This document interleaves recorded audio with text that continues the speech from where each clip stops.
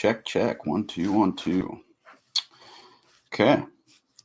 This is episode 2 of the 2025 Elk Hunt, North Idaho.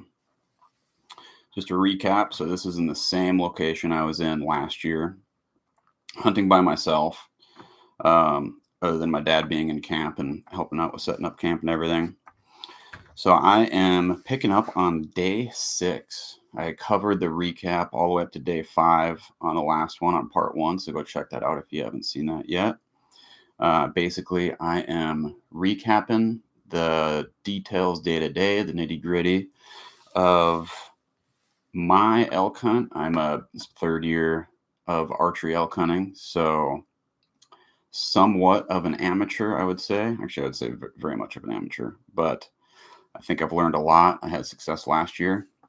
My goal this year was to keep it going, buck the odds, and get another elk 2 years in a row.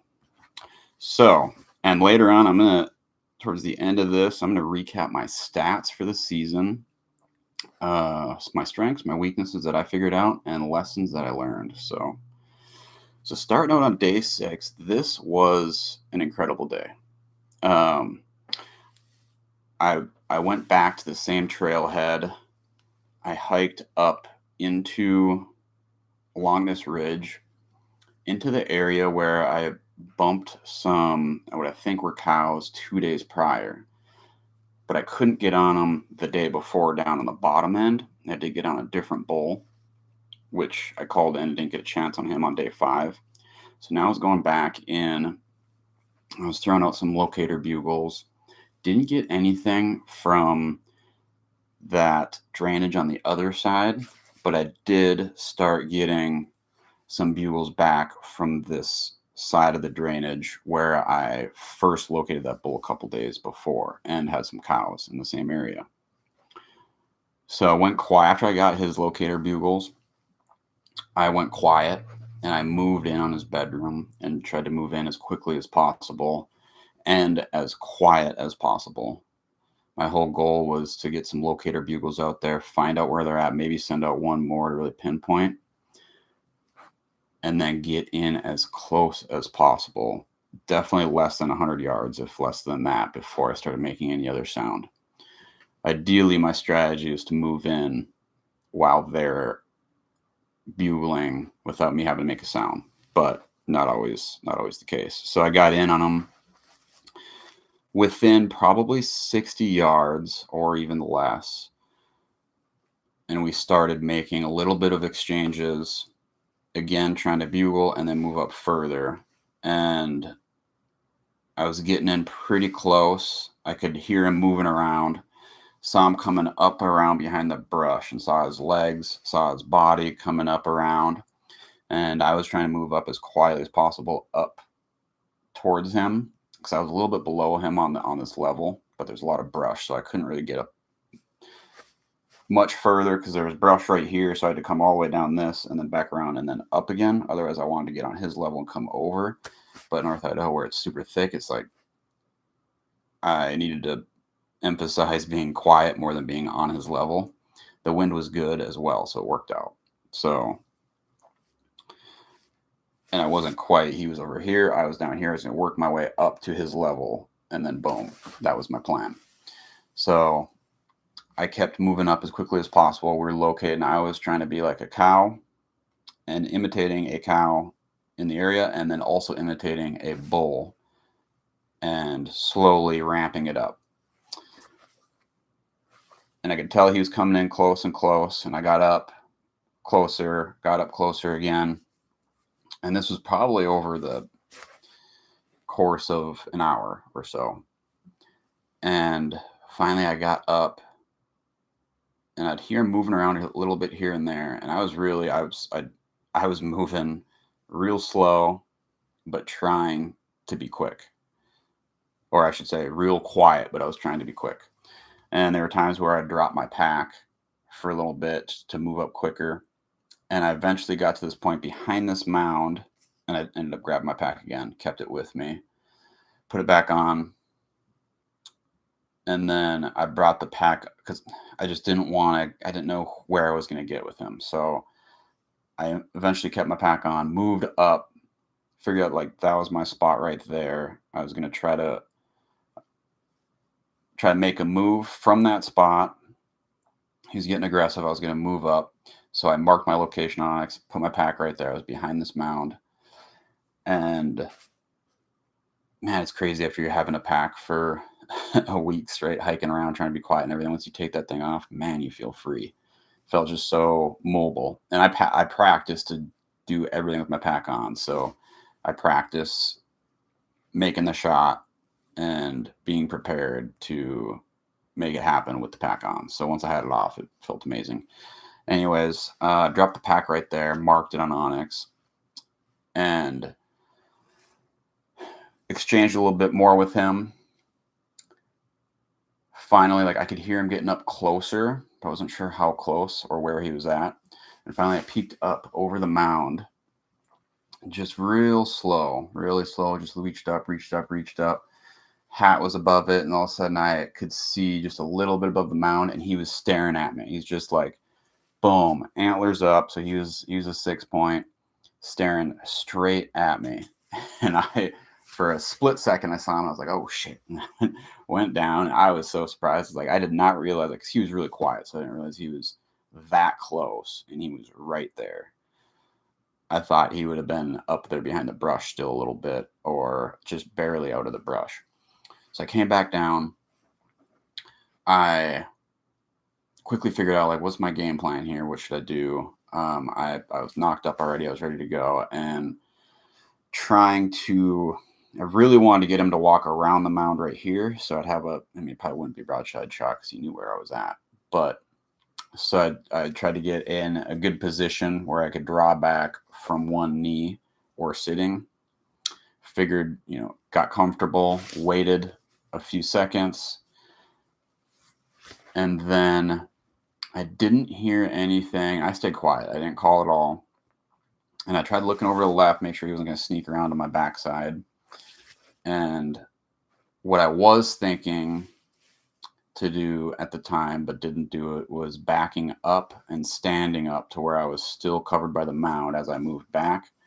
And then coming to full draw and peeking up above the mound and trying to catch him moving around, either turning around or moving this way, and then trying to catch him with quartering away a shot if he did turn around and move out of there.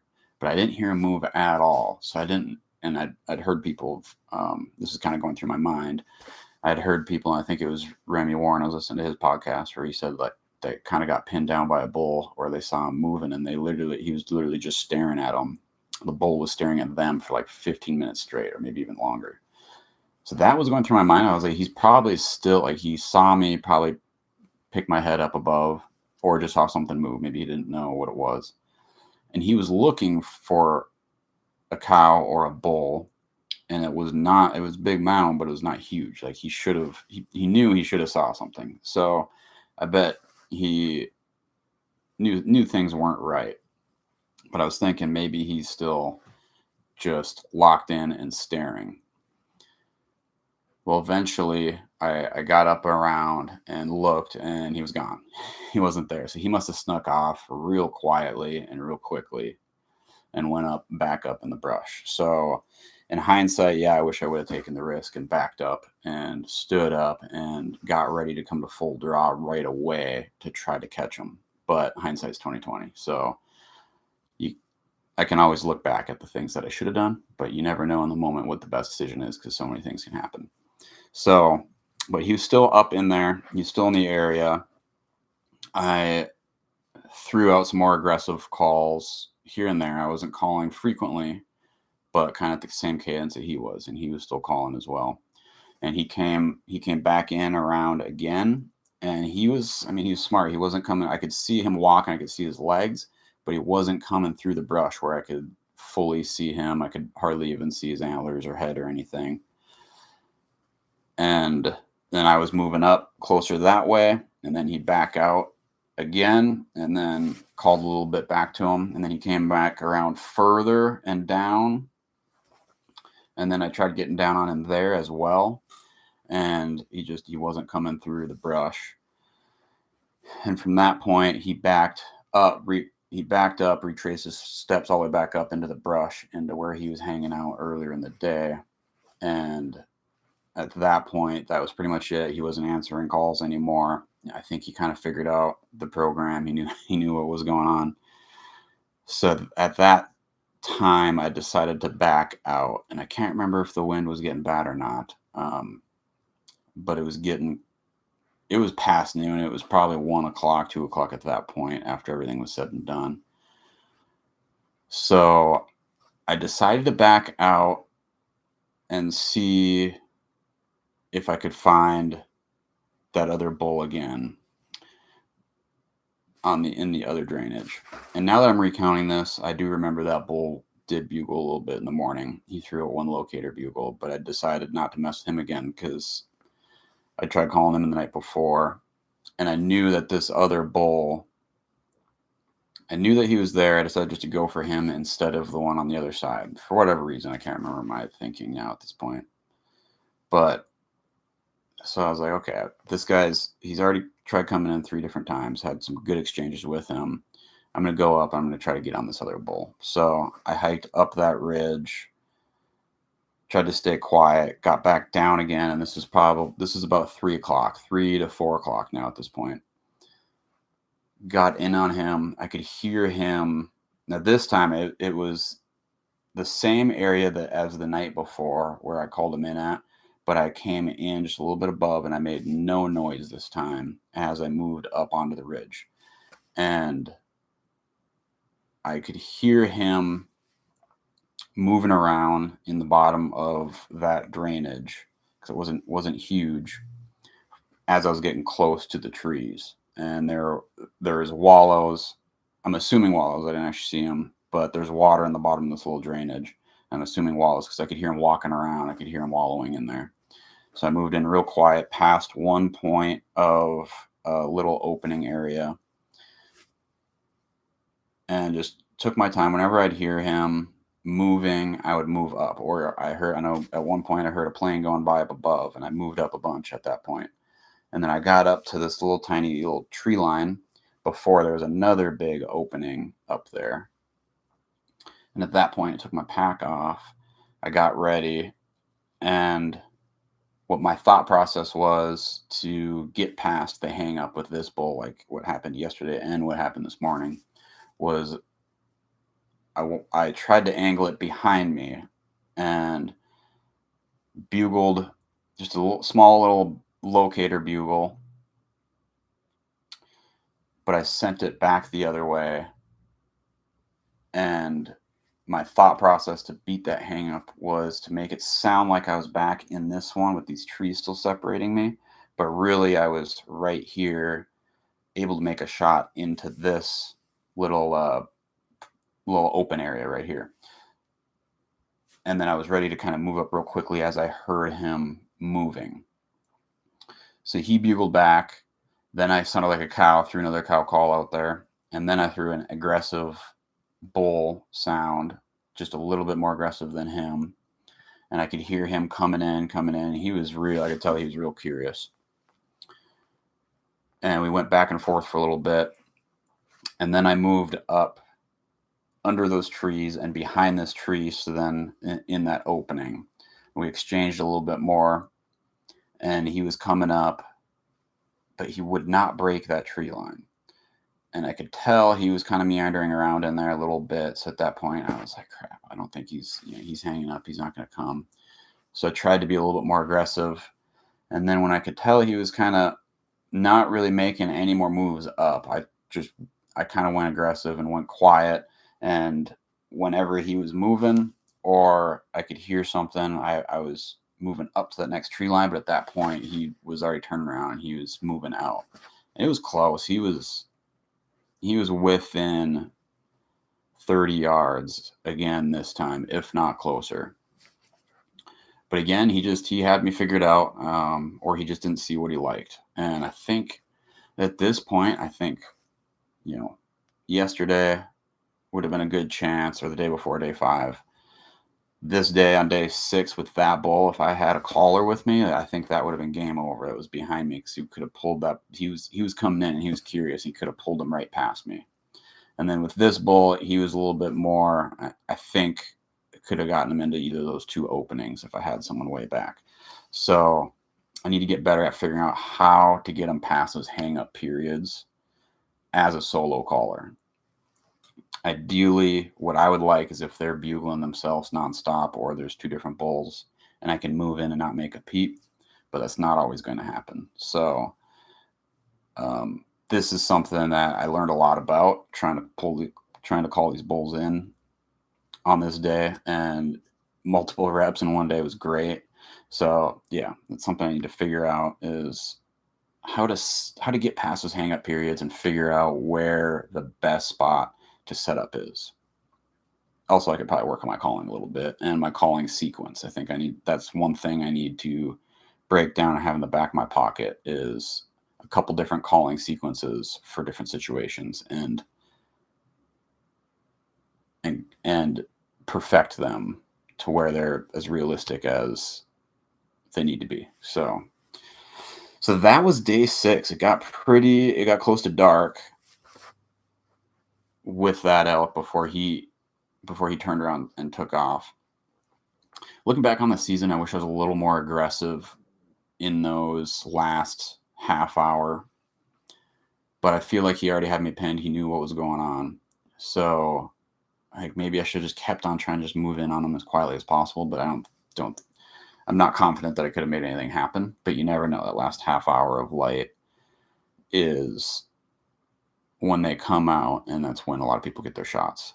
Or what I should have done, if I heard that other bull up there, I should have went and seen if I could get him to answer again and just move back on him, and that last half hour just be real aggressive and move quickly and try to get on him on that last half hour. But I didn't. I started hiking back. So I think that is one opportunity for myself, just be more aggressive in that last half hour and keep hunting until it is past shooting light, and then turn around and hike back to the trailhead. But that was day 6. That was a great day. Didn't draw back, but one bull in multiple different times, other bull in again.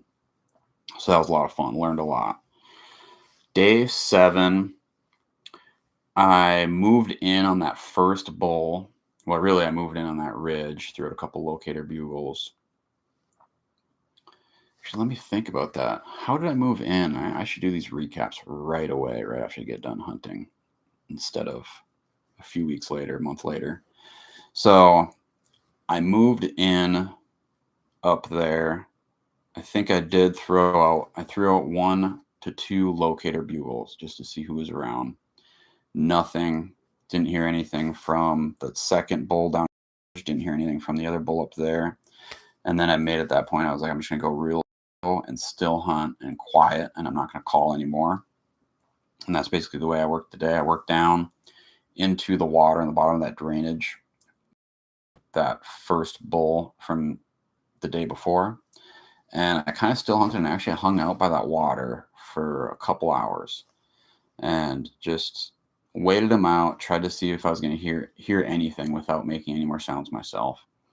Eventually, I decided to keep moving because there's a lot of water around this area. It doesn't make sense to sit on some water because it's plentiful.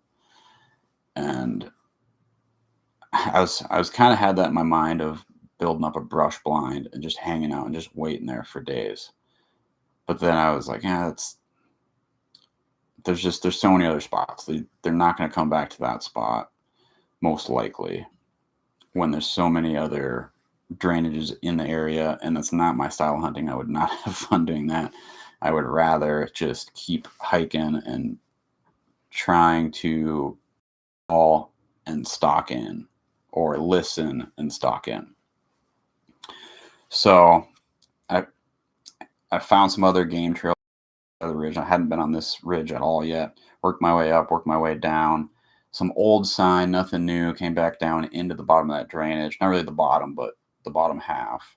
And then I found some fresh sign. Not a lot, but a little bit. And then I followed that game trail up and around the top of that drainage and then up to the next peak. And then at that point, it was getting halfway through the day. And we kind of made Made this decision after a hard week of hunting that if I wasn't on something imminent, we were actually going to cut the day short and rejuvenate a little bit. And we are going to run and get some steaks at the local bar with my dad. So, but if I was in on this elk, that was going to definitely change this plan.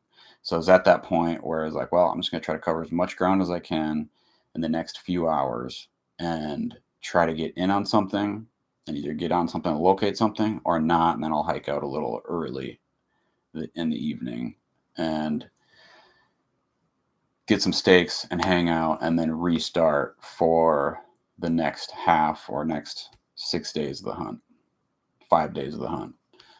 So I found that trail that minimum maintenance, or that little trail that someone was cutting in. It's not an official trail, but locals were cutting it. And I got on that and I was basically just throwing out bugle after bugle, following the contour of this whole ridge, because it was one big ridge going down with smaller drainages all the way up it.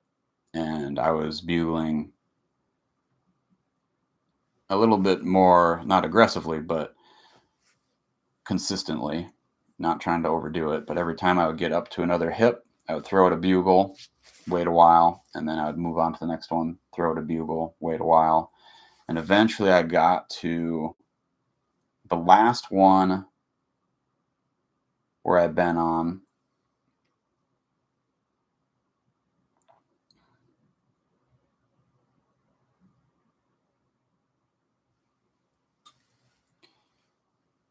Couldn't get,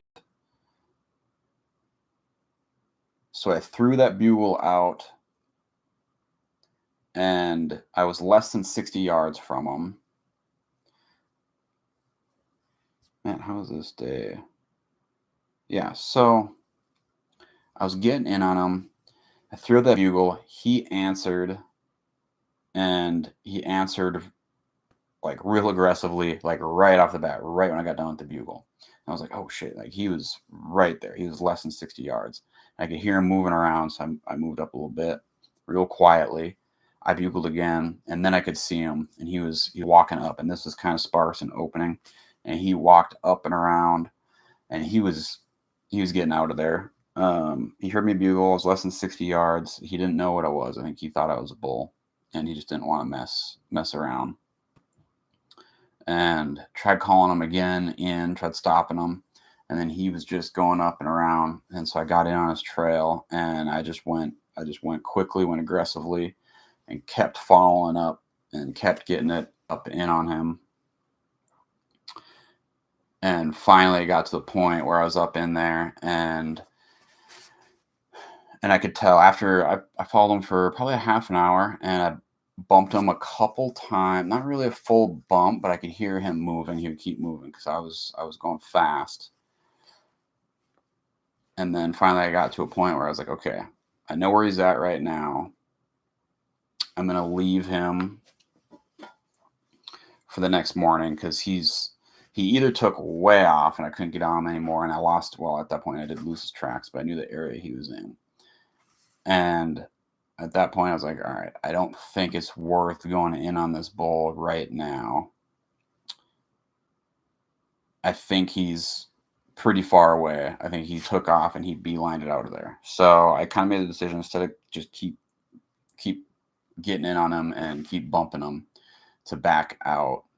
And then I knew where he's going to be at. And at this point, I was starting to kind of have them figured out. And I'll get into that in a couple days. So I backed out. We went for steaks that night, which was nice. And then came back that next morning to the same area. And I'm actually thinking about this. I mixed up these 2 days. This is day 7 and day 8. Day 7, I actually got into his bedroom. I couldn't get close at all. He was up above and couldn't get in on him, and I didn't want to bump him too far out of there. I kind of went back and forth, and he was real quiet, and I couldn't figure out where he was at. And eventually ended up backing out and trying to look for that other bull. Wasn't in on him. So I backed out again. Day 8, I didn't know where he was at. I hiked back up and all the way around the mountain. I was bugling all these different drainages. Got back up above, came down around, and then I'd thrown out a bugle with no response. And then I moved up further, and then I heard some commotion coming and running this way, and it was a couple deers that were coming up. And it was a couple does. I saw them running past me. They didn't know I was even there. I was like, okay. And at that point, like, I didn't really think about it, but I was ready and I was moving quietly. And then I heard something walking up on the trail up above me. And it was a couple cows. It was 3 cows walking up. So I was real quiet, stayed kind of tucked. I could tell, like, I wasn't worried. I don't really get down. I just stay still and just kind of pay attention to where they're at, and I do try to put trees and stuff in between me, but I don't get all the way down to where I'm nothing, to where they can't see me at all. I like to just stay still and just stand because I'm in all camo, and so far it's worked out well. I've had cows, I've had bulls stare right at me and then just go about their business, and that's kind of what I did there. And as they were up there moving, I kind of got aggressive and I moved quietly and quickly while I was still kind of in eyesight of them, but while I could see them kind of feeding away. And I was trying to cut the distance because I was on a game trail. They were probably 20 yards up above me on that game trail going this way. And it was going to be a hard way to get a shot through that. It wasn't complete filled in brush. It was kind of sparse, but still hard to get a shot if I was on this game trail up to that one. And my expectation was going to be that this bull was going to be coming, and he was bugling a little bit at this point, which I hadn't bugled in a while. So as those bulls were, or as those cows were moving away, he bugled a couple times. I didn't answer at all because I didn't want him to know where I was at. And then I was expecting he was going to be following behind them on that same game trail. So I moved up halfway, and those cows, they were over this way, and they actually started barking, and they had to have been barking at me. But I just stayed quiet and still and just let them bark, and they barked, and then they just kept moving away. So I got up into a good position. I just waited, and I waited for probably half an hour, and then I started moving up onto that same level, and then moved around a little bit, took it easy, moved this way, and then I came back, and I didn't hear that bull again. And then eventually, probably an hour later, I heard something moving, and it was those cows coming again, one more level above me up there, and then they went that way. And they were still just feeding and moving slowly. So at that point, I was like, okay, I don't know where that bull is at right now. He's probably still bedded down in his area or doing whatever up there, and his cows are doing whatever they're doing, moving away from him and moving back. So I went up to their level, and then I cut my way over on that game trail and tried and went up and above and then into this area. I threw out a couple bugles up on this little hip, and there was a lot of like small brush. So it was with leaves and everything on them, about waist height. So it was really hard to be quiet after you got off that little trail. And I threw out a big bugle on that hip, and I heard something bugle up above, and it sounded like between a cow and a bull call. So it was kind of an odd call, but I knew something was there. So I moved back further, sent out a big call again, and then I moved up as quickly and quietly as I could, all the way up to that point where I would still be probably 40 yards, 60 yards, and probably 40 yards from where I've heard that, and didn't hear anything. And I moved up even closer, and like pretty close up in the trees. And then I was like, all right, this is really close right here. The wind did swirl a little bit before that, so I was like, I don't know if he's still there. Like that, with the wind swirling, he probably got blown out of there. So I backed out because I didn't want to bump him if he was still there. And then eventually I didn't hear anything, and in my mind I was thinking, I think that they just kept moving along that game trail back towards that area where I was at the 2 days before. So I started moving through the brush, and it got real thick, so I couldn't even be quiet, and ended up bumping something. So I was like, God dang it, like that really, it's like, man, it's so hard in the thick brush when you come up on something and you bump it. And obviously, if I knew it was right there, I would have moved so much quieter. But you're like at a snail's pace in this thick brush. But at that point, I was like, okay, well, I'm just gonna get on this little trail and just try to cover that all the way through here. And it wasn't that great trail, so it was hard to stay quiet. And I just kind of cruised through that and back to that main point. And I wasn't hearing anything, and didn't get in on them again. I think I did bump, and in hindsight, I think it was a cow that I bumped again after that point.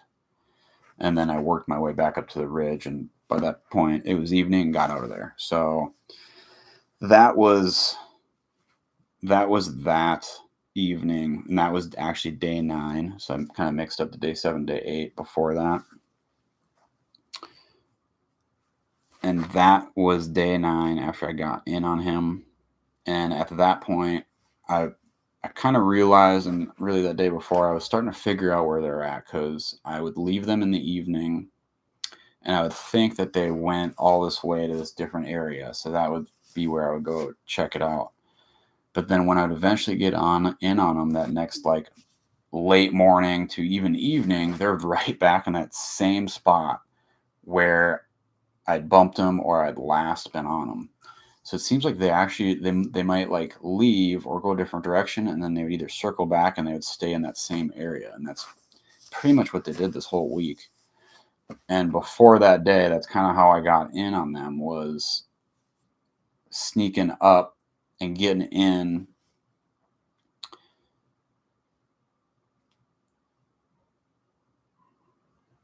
Yeah. How did that go? Yeah, snuck up in on him then.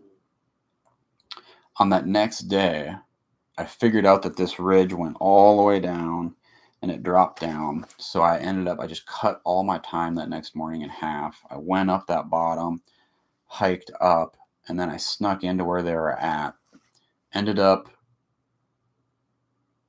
getting the cow barking because they were right there. I heard a bull bugle once, and then they kind of beelined it out of there. Followed them for a while, and this was on day 10. But I didn't hear him at all for quite a while that day.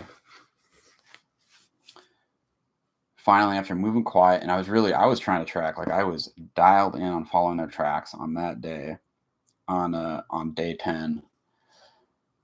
And I was spending a lot of time backtracking, really trying to follow their tracks, and just like that was my plan. I was just follow the tracks all day through the brush. And finally, I kind of just went off of instinct and just started kind of going towards like past that bedroom and that area. And I didn't know if I was on them or not, but they weren't moving quickly, and I definitely lost their tracks for a while. But eventually, and there was nothing was answering bugles. Got past that main bedroom area where I was at and had those encounters with this bull a few different times. Got up on the ridge.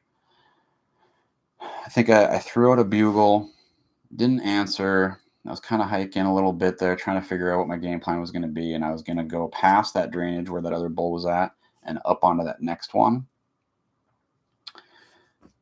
And then I was going to go past it. And then I heard a bugle from way up here.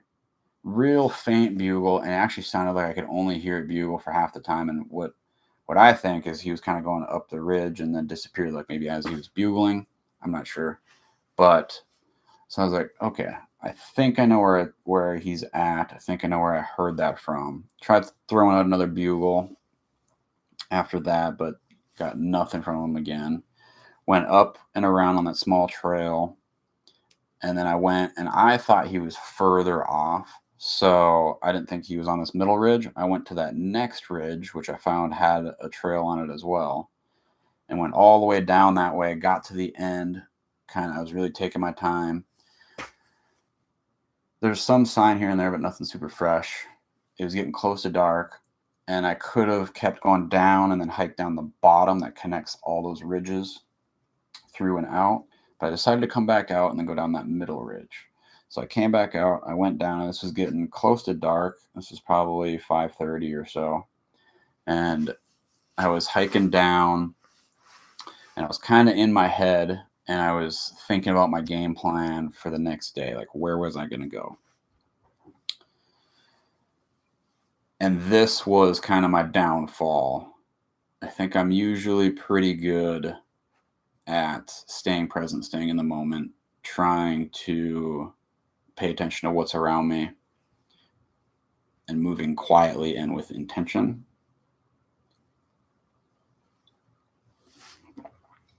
But I'm not perfect. So I was coming down, and this was on this ridge, one of the few ridges that I was on that isn't super brushy and actually is pretty open. I was on kind of this small trail, and all of a sudden I get to a point, and I hear something, and I scare them at the same time that they scare me. And it was this bull. It was the first bull from the other side of that ridge with a cow. And they both got up, they looked, and they kind of beelined it around. I made a cow sound with just my mouth. I didn't have my diaphragm in.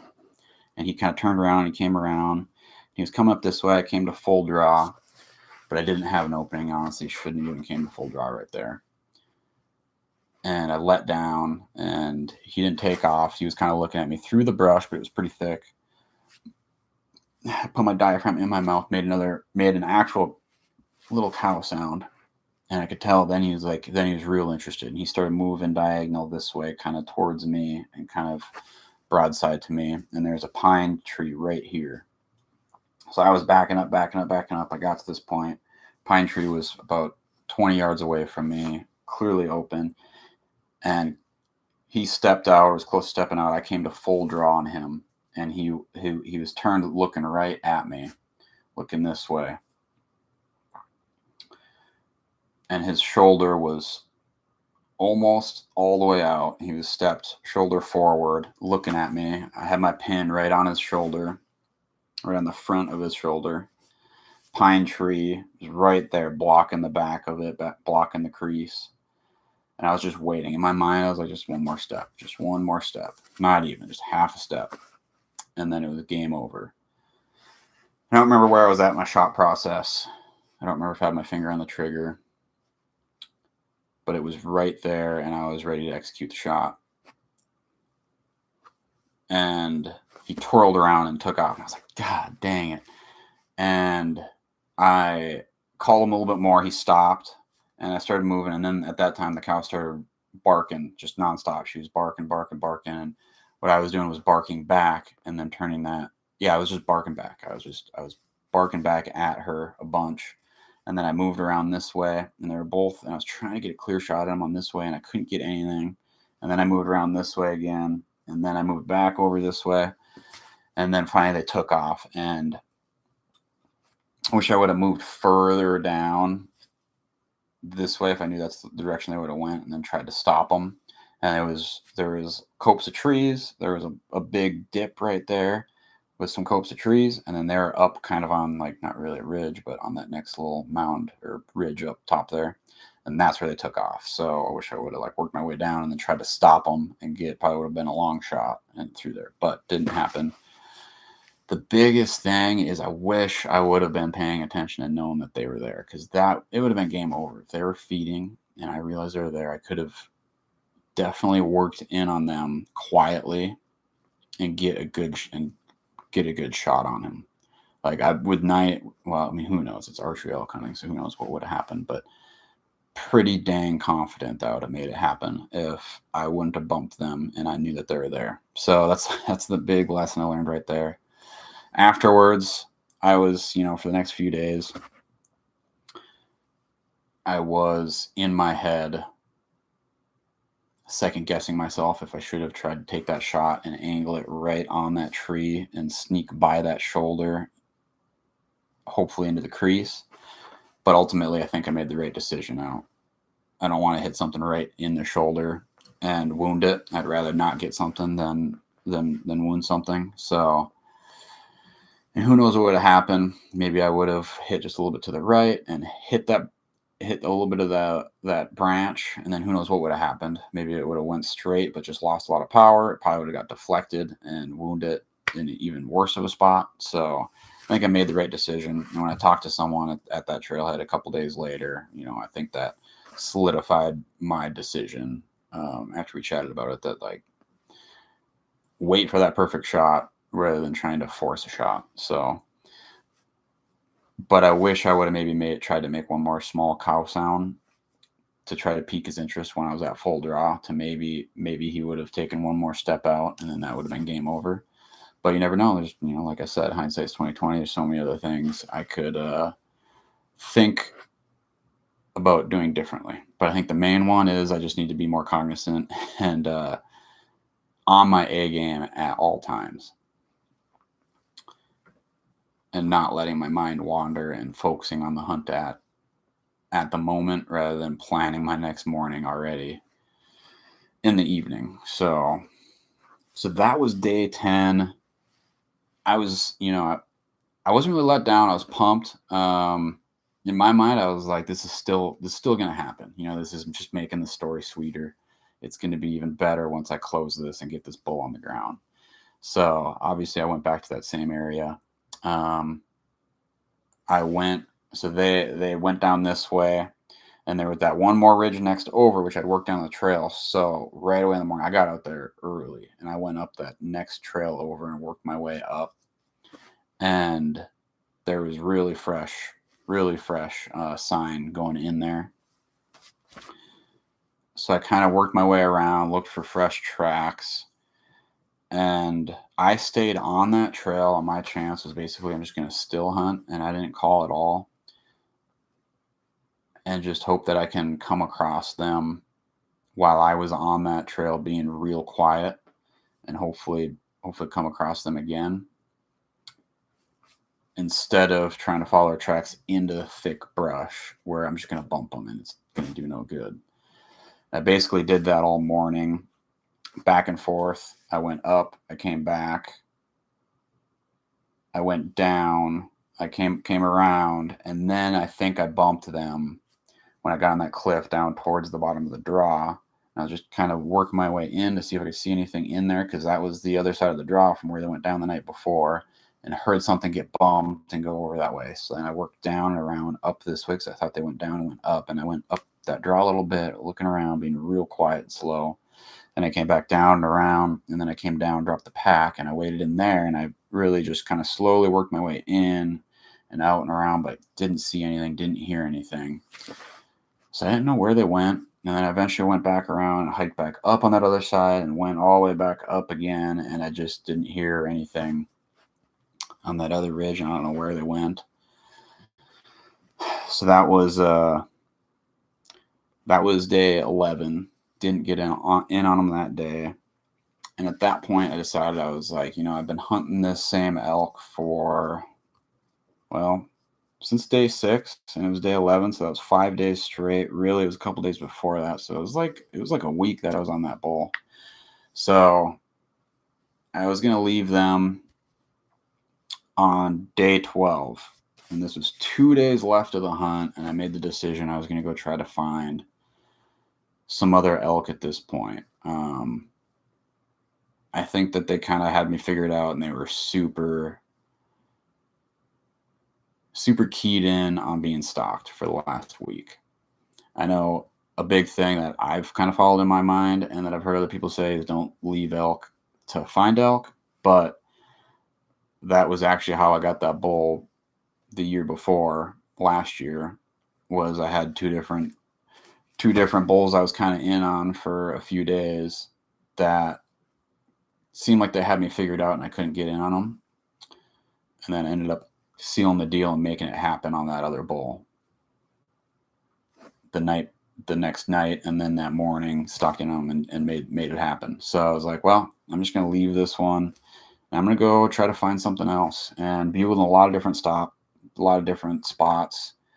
Finally worked my way down, and I actually heard a bugle down in that same draw that I got that bull the year before, and that same draw that I was working that bull on day 2 or 3, whatever day that was, where those dogs came down and kind of ruined that stock.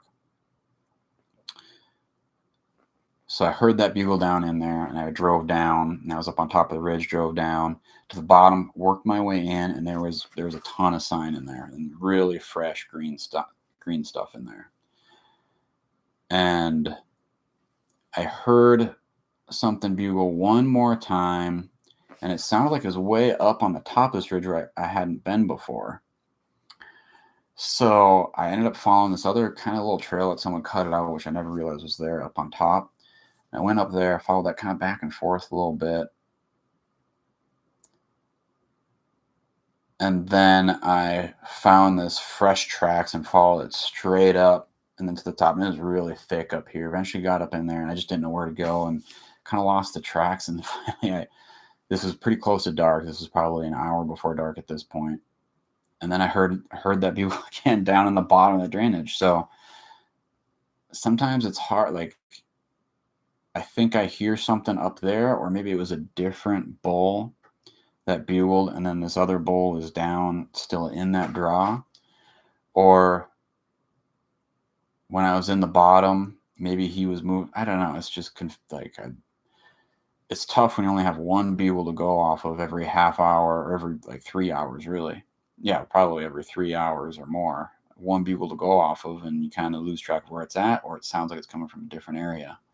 So I get back down to the bottom, kind of still hunting, taking it easy, not bugling at all. Because they were just, they're not really answering bugles. And I think I did send out one close to dark, trying to get a spot in on him, but he didn't bugle at all back. So I kind of was really just still hunting and trying to wait for him to come down on that main trail. Got across the creek and I was trying to really look up and look for fresh sign, work my way back, and didn't hear anything, and didn't have any other indications of where he was at when it got dark that night. So this came in and I was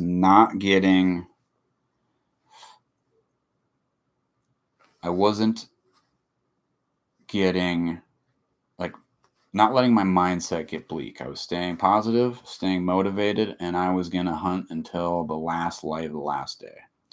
And a few days prior to this, I was thinking, if I'm not in on anything, maybe I'll just hunt the morning or hunt day 12 and then just start packing up and just not hunt on the last day and just pack up camp so I can get back in a decent time. Because if I did get something on this last day, I had one more day off after that last day before I had to be back to work.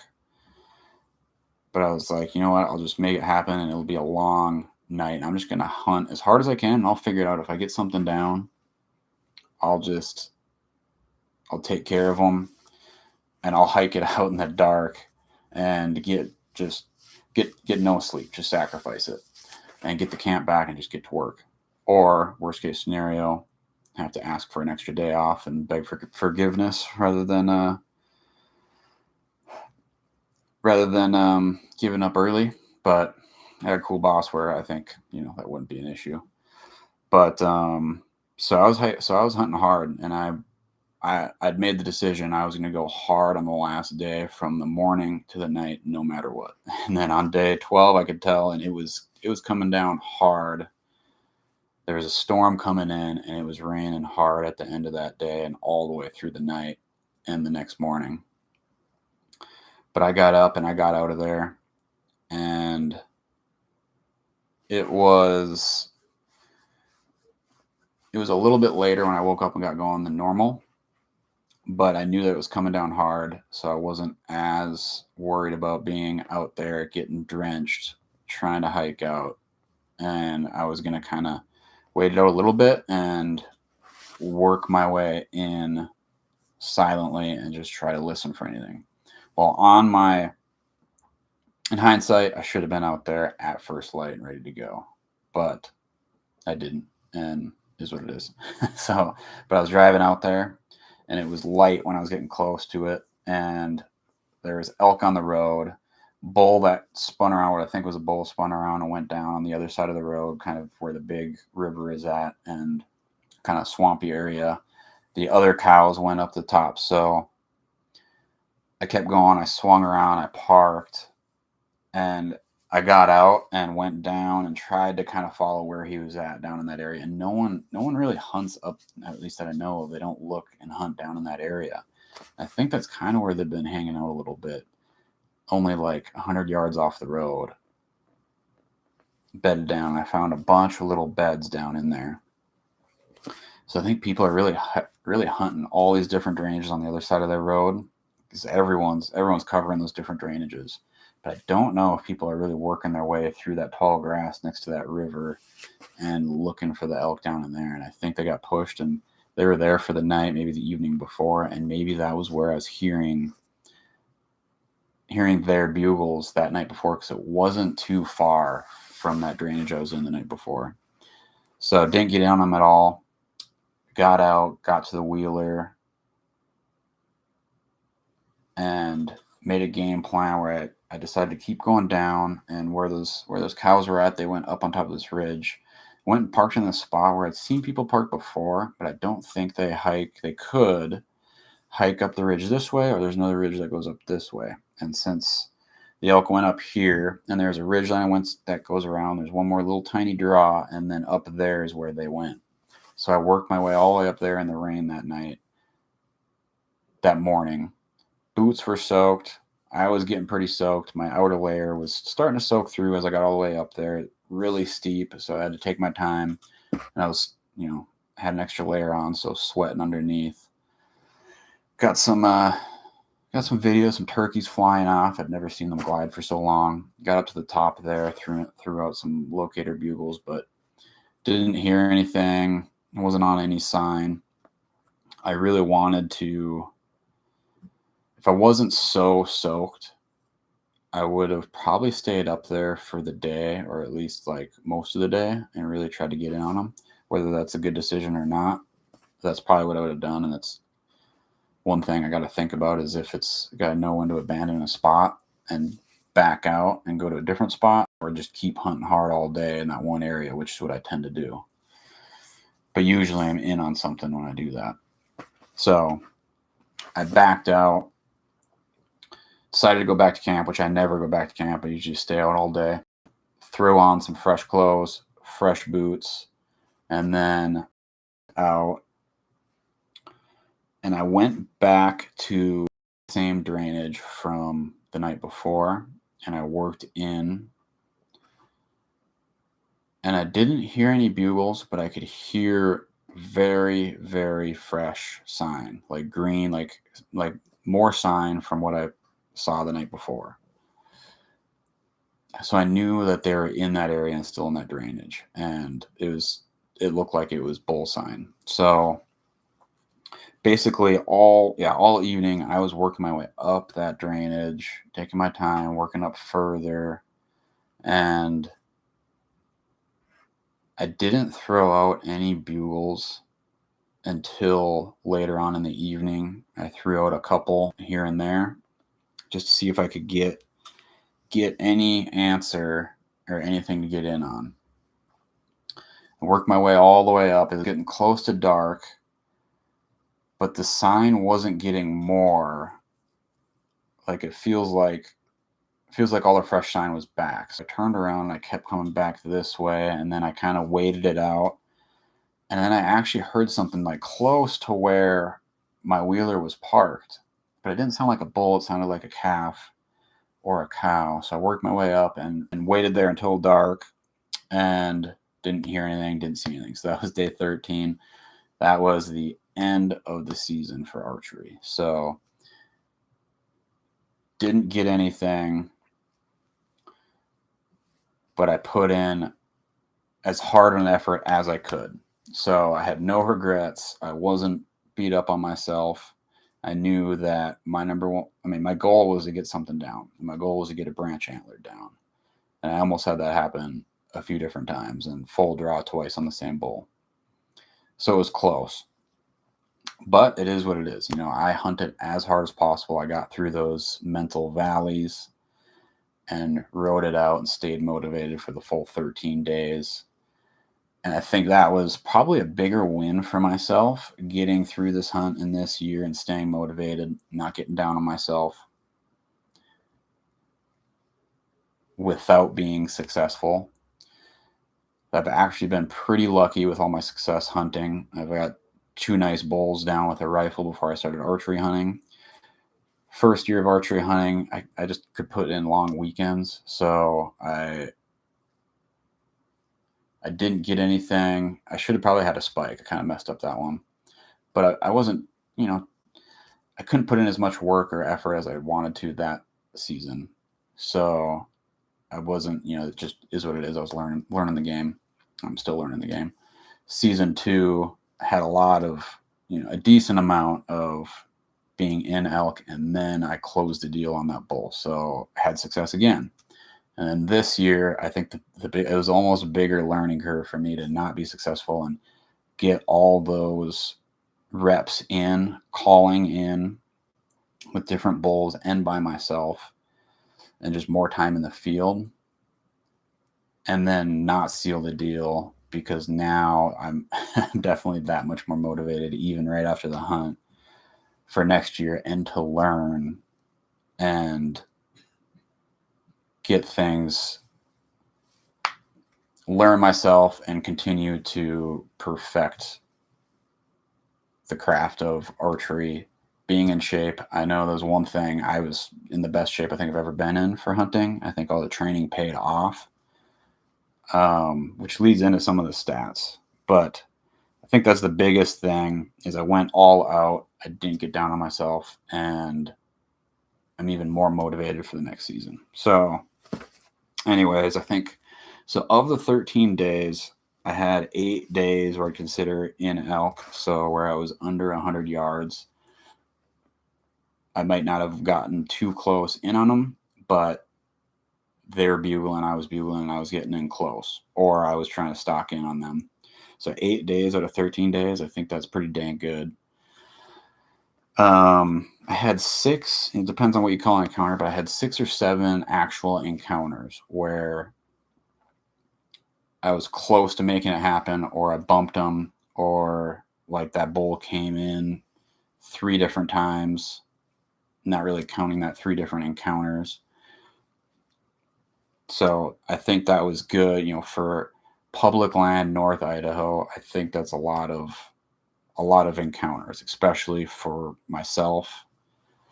So I'm happy with the season.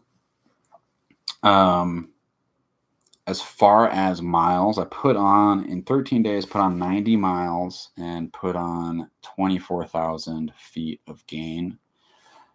And that's being like super thick country. And, North Idaho is very up and down, and it's very, very thick. So there's a lot of times where I'm not covering a lot of ground. So if I was in a more open area, it probably would have been a lot more. But also I'm hunting to get in on something and get something down, not put on miles. So that's not the goal. That's just the byproduct, is you're putting a lot of miles when you're searching for them.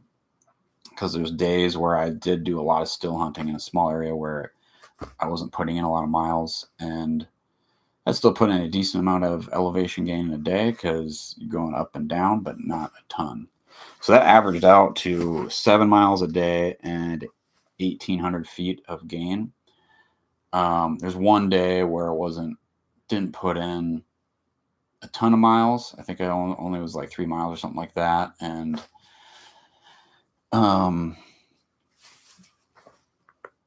about 1,000 feet or 700 feet of gain. So I had one day where it was not as much, just, I can't remember which day it was, but I think I was in on some elk. So that brought that average down a little bit, but I did have some bigger days where I put in some solid miles and put in a lot of elevation gain. So I think, what I learned this season, as far as my strengths and weaknesses go, resilience, like I just talked about, staying motivated throughout the whole time. My endurance, I'm definitely happy with how I trained physically for this. There were times where I was cruising straight up these hills and these ridges, making pretty good time, especially like later on. I could feel my legs and my endurance later on in the hunt, where that I kind of lost that extra gear. I didn't have that extra gear in the last 3-4 days, but I didn't get cramped up at all the whole time. Legs were in good shape. I think I still have an extra level or two that I can get to as far as endurance goes, though, especially if I change up and I hunt in some different areas where I will be putting on more miles because I'll be covering more ground and there's not as much access on roads as North Idaho. So I want to be prepared for changing those areas where I probably will put on a lot more miles and a lot more elevation gain. So I'm not gonna rest on my laurels and not keep training. I'm gonna be going even harder this year, trying to build up that endurance and build up that leg strength.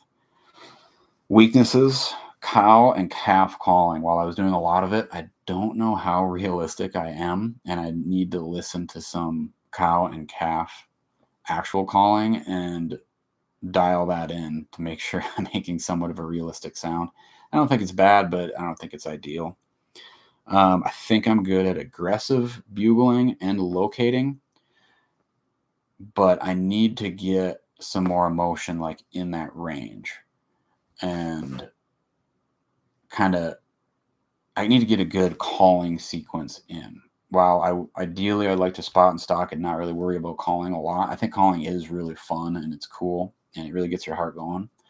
But I don't need to call something in. I just want to get the job done. And if they're bugling, like I would rather know where they're at and they're bugling and giving away their position, and I'll move in on them and make it happen. But also need to perfect each tool that I have. So whatever situation I'm in, I can spot and stalk and move in silently, or a combination of calling and then moving in silently, or call them in solo and make it happen. I also just want to be good at calling so I can start hunting with other people and be an asset and be able to call in a bull for them. So that is it. That's the conclusion. That is my elk hunt for archery in 2025. I learned a lot, and yeah, I'm not successful and still, beat myself up a little bit for not getting one down. No fresh elk in the freezer for this year. Wasn't able to make it out for rifle. Don't know if I'll do any archery elk hunting for late season in December. Probably not. I might switch and do some deer hunting. That's what I've been kind of thinking. But learned a lot this year, put on some miles, and I'll carry it on. And I think 2026 is going to be a good year. I'm already going to start training and perfecting things for that. I'm going to be switching locations. I already know North Idaho was good. When I first started hunting archery and hunting in North Idaho, because that's where I live, it was easy to start hunting here because I'm local. I could get out on weekends, and even though I did take 2 weeks off, still only hunted 2 hours from my house, but that made it logistically a lot easier, especially if I got something down, even though mostly packing it out by myself, with help from my dad. Now I'm going to take a look at going somewhere else, a little more commitment, but I got time to figure that out. So my goals were I was going to hunt North Idaho for 3 years and really cut my teeth here, or till I got something down. Well, I ended up getting something down and on year 2, but then I just didn't have time to scout or check out a different area, so I decided to hunt in that same area, and I had success. I was in on bulls, so I repeated that for this year, and I'm happy with the way my hunt went. Got a ton of reps in. So that was those 3 years cutting my teeth in North Idaho with one bull down. So I'm happy about that, and plenty of chances at getting others down and reps gained. So now I'm moving on, and I'm going to hunt somewhere different next year, and I'll figure that out. But that was my season. Thanks for coming along. 2025 recap, episode 1 and episode 2. If you haven't seen episode 1 yet, go check that out. There was one really crazy experience on that one that I talk about, which I didn't expect, but that was a good one. And I did record while I was got a lot of content in while I was hunting, but I just wanted to do these recaps kind of separately, just get a day-by-day nitty-gritty recaps in. So I will be making a video like last year. There won't be a bull and there won't be some big antlers on the thumbnail. So we'll see, but I think I got a good story, and it'll be a good video. So, all right, thanks for tuning in. We'll check you guys on the next. All right, time for some more coffee.